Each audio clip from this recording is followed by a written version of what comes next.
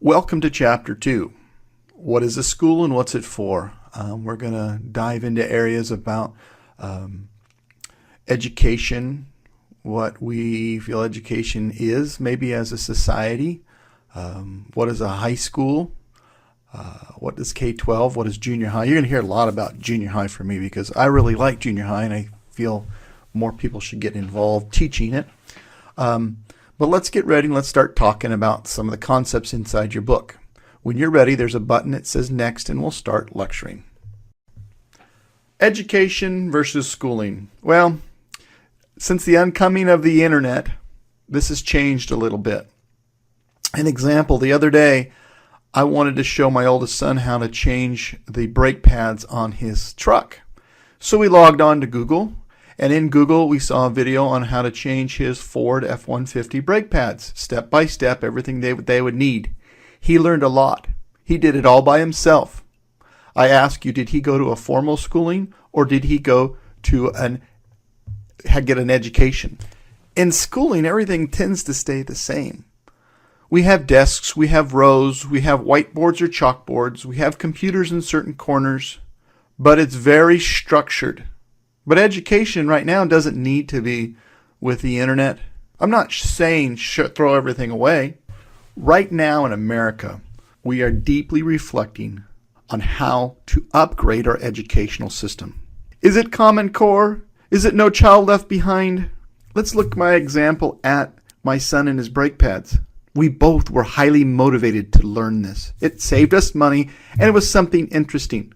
I know not everything in education is going to be interesting. And that's the problem. Some things we just have to do. But as we go through this reinventing of our school system, I think technology is going to have to be a big part of it. Our colleges are all trying to go online. You're taking an online class right now. It might not be for everybody, but you need to know the difference between schooling and education. My 2 cents, for whatever it's worth, a personal opinion. I don't think we need to be babysitters. I say this because I just sent my kids back to school after a vacation. I was excited. I love my kids, but I was excited because I got my time back. So am I sending my kids back to be babysat? I hope that's not the case, and I had to really reflect upon that. I want my kids to be utilizing the educational system that is free to them. It's free. As I get older, I look back at the cost of what it would cost me to quit my job and to go back and get an education again. I couldn't do it. And I want these kids in K-12 to understand that this is something very special. But as teachers, we have to be creative. We have to bring the tools to them to open their eyes. And we have to kind of transition their life from schooling to education. We're their motivators. When you are ready, you can click the next button, or you can go back and review the previous slide.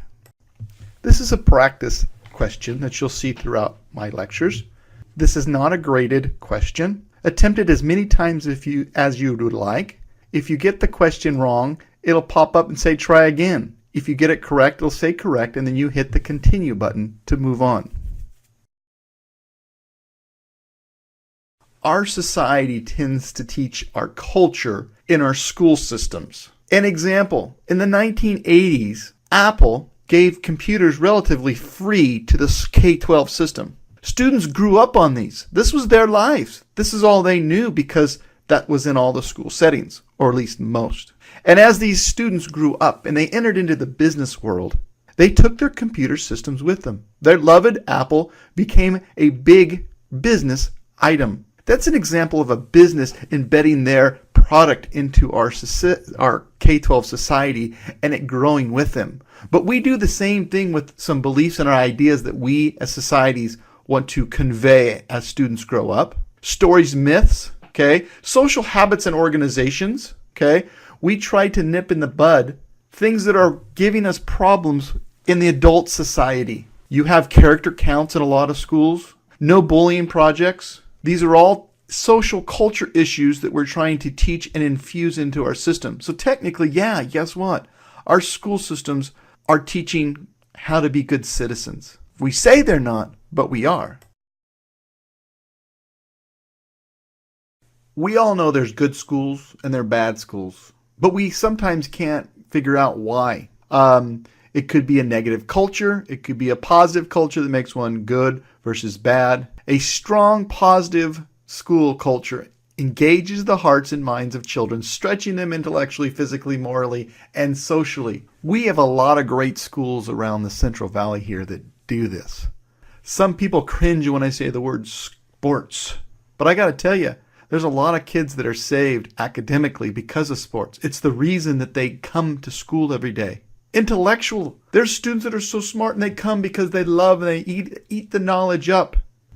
Mock trial, academic decathlon, all these things along with your classroom and your teacher environments create these cultures that students thrive for. And you know what? There's the social part of it as well. As a teacher, you're going to find that the social part can be the thing that will really wear on you, because social usually ends up sometimes in a classroom talking.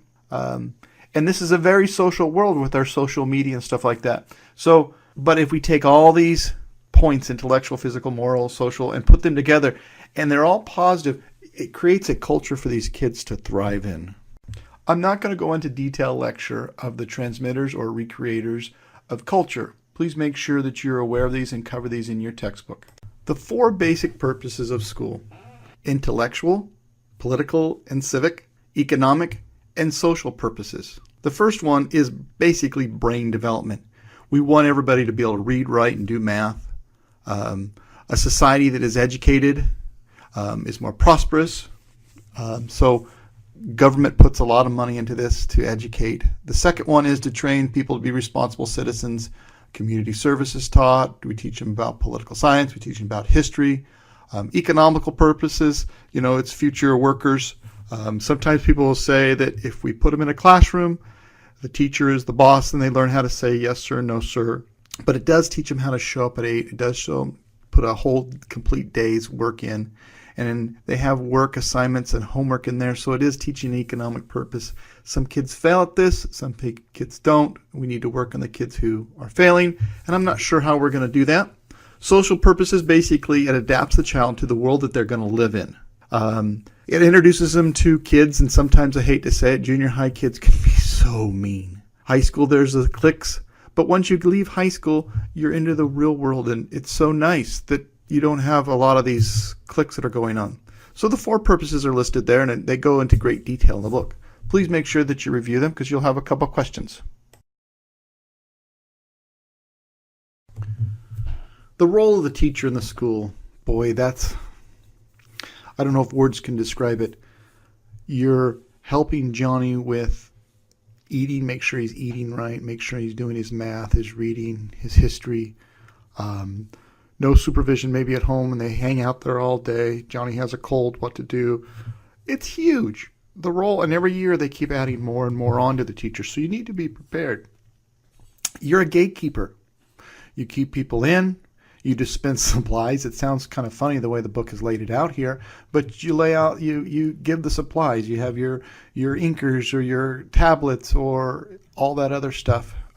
You grant special privileges. Kids love it. Hey, can I go to the bathroom? Sure, you can. Go. Make sure you're back in 10 minutes. You got to keep track of all this stuff. And then you're a timekeeper. You tell them when to get out and come back, or if they're late. All these things are the roles of the teachers in a K-12 system. You'll see there is a blue button on the right. You're going to do all these things for the pay. I have Selma, Central's, and Clovis Unified's pay schedule. You can click on it and you see on their pay schedule it has by years and how many units you have. So the more units you have, the farther you go across, and the longer you worked, you go down. So the news teachers usually start on the first or second column and the first, second, or third row. So give you an idea of what you're going to make your first year as a teacher, being a gatekeeper, a dispenser of supplies, special privilege grantor, and timekeeper. Go ahead and look at these pay scales.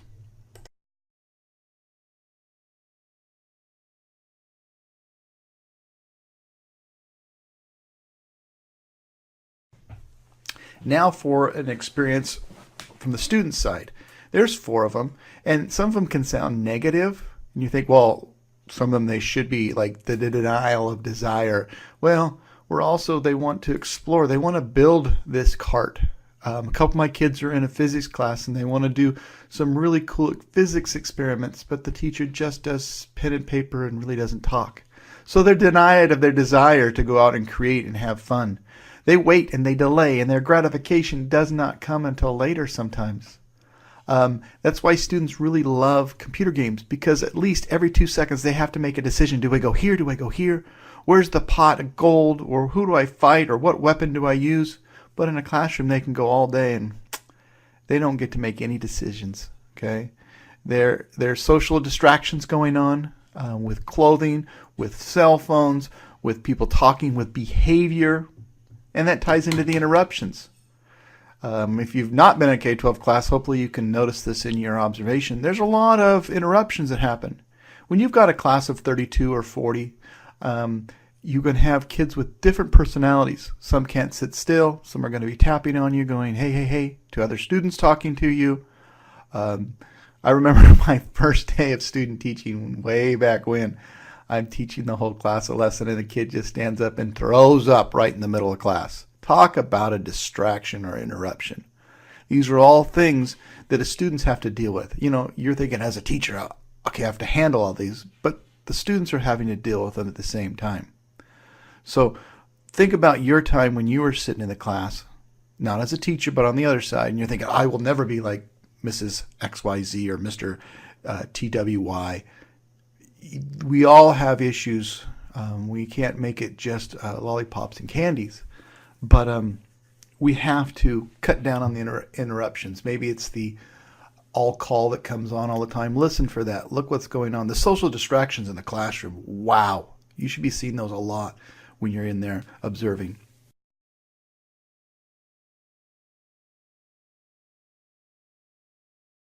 Boy, I got to tell you, I love junior high and middle school.